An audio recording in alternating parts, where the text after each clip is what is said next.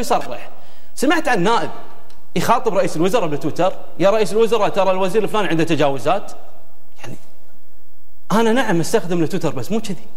عادة انا احط والله وجهت السؤال الفلاني، المؤتمر الفلاني، هذا نص الاستجواب، لكن اوجه مناشده الى رئيس الوزراء عبر التويتر: هذا الوزير عنده تجاوزات. يا اخي اتصل بالوزير ولا كلم رئيس الوزراء. باب يعني التواصل مع الناس ايضا هو وجه رساله لسمو. لا هو يخاطب رئيس الوزراء، ما قال كلمت.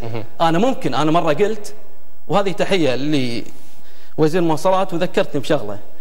مره كلمت وزير المواصلات لتوصيل التيار اللي هم الهواتف لمنطقه سعد العبد الله من قطعه 8 الى قطعه 11. نعم.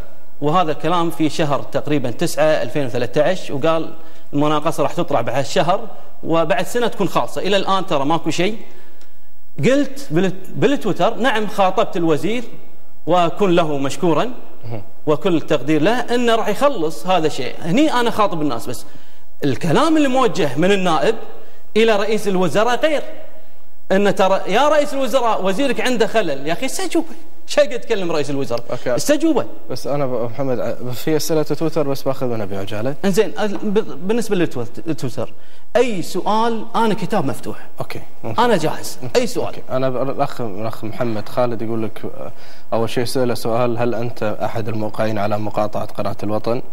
واذا قاطعها ايش حق طالع؟ لا ما وقعت. ما وقعت. لا ما وقعت. اوكي. السؤال الثاني لا نخرج على اغلب القنوات يعني. اوكي. حسين الخميس: نتمنى تسأل ضيفك دام توجهك نفس المسار المستقل ليش ما تنضم لهم؟ شنو رايك بالتجمع المسار؟ لا مو نفس التوجه، وانا بالنهايه احترم كل التيارات دون استثناء والنقابات والتجمعات وكل الامور، ولكن انا افضل اكون مستقل. انا ماني نفس التوجه، يعني فرضا لا تقول لي سلفي ولا من الاخوان المسلمين ولا ليبرالي ولا التيار المستقل. تهموك ان انت من الاخوان يعني، حتى لما المشاده صارت بينك وبين عبد الله التميمي قال لك انت اخوانجي يعني. من يصدق؟ تبي اقول لك شغله؟ قالوا من الاخوان المسلمين وما لبست جمعيه اصلاح، ما طبيتها الا مره واحده من 15 سنه ولاعب كره. بعدين الفوا قالوا عراب ما عراب ولا لبست. الجاي ايش بيقولون؟ داعش ولا نازي؟ ما راح تلبس. رياض العدساني شخص مستقل، لم يتحالف ولن يتحالف مع احد. حاولوا يزورون ويتكلمون.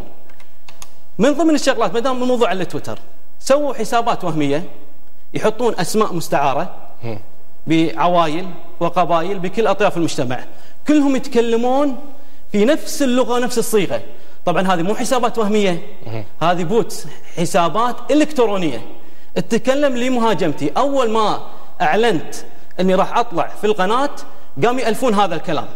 السؤال اللي يطرح نفسه يبين ان فعلا هذا الكلام اللي قاعد يحطونه بالتويتر اترد اتكلم على النكات اللي تدار عن طريق امور الكترونيه، مو اشخاص.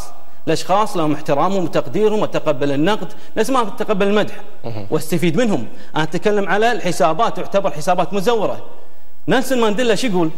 الجبناء يموتون مرات عديده في حياتهم والشجاع يموت مره واحده. وهذا اللي يسوي هذا الشغله يعتقد انه هو رمز. انت مو رمز، انت نفس الميداليه يتحكمون فيك. اللي يسوي هذا الشغله هذه ليش؟ هل انا ضريت مصالحك؟ انا تكلمت في المصلحه الوطنيه. فسكت فترات طويله من رمضان، وضحت هذا الشيء ورديت الحين مره ثانيه، وما ارد عليه الا في قول الامام الشافعي رحمه الله: وجدت سكوتي متجرا فلزمته، اذا لم اجد ربحا فلست بخاسري، وما الصمت الا في الرجال متاجر، وتاجره يعلو على كل تاجر. فاقول لك انت طفل غرقان في بحر الظلمات. منو تقول؟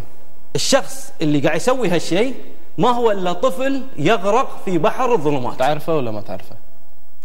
عندي شك كبير بهذا الشخص، ولكن اي واحد يقدر يشوف راح يعرف من يشيدون فيه ومن يتكلمون عنه.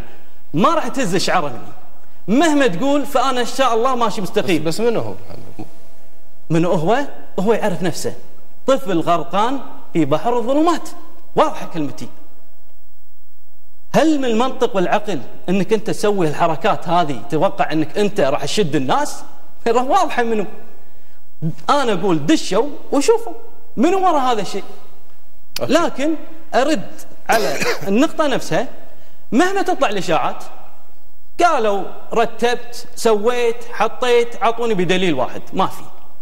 ولكن الدليل اللي انا اقدر اثبته لكم نعم ان قدمت استجواب ومساءلات وقوانين كلها لصالح البلد، فاخذوا الظاهر.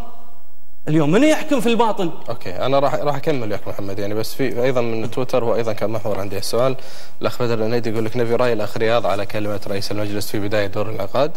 راح يعني الكلمه بحد ذاتها، سواء كان المؤيدين للرئيس قبلها والمعارضين لا ينتقدوها.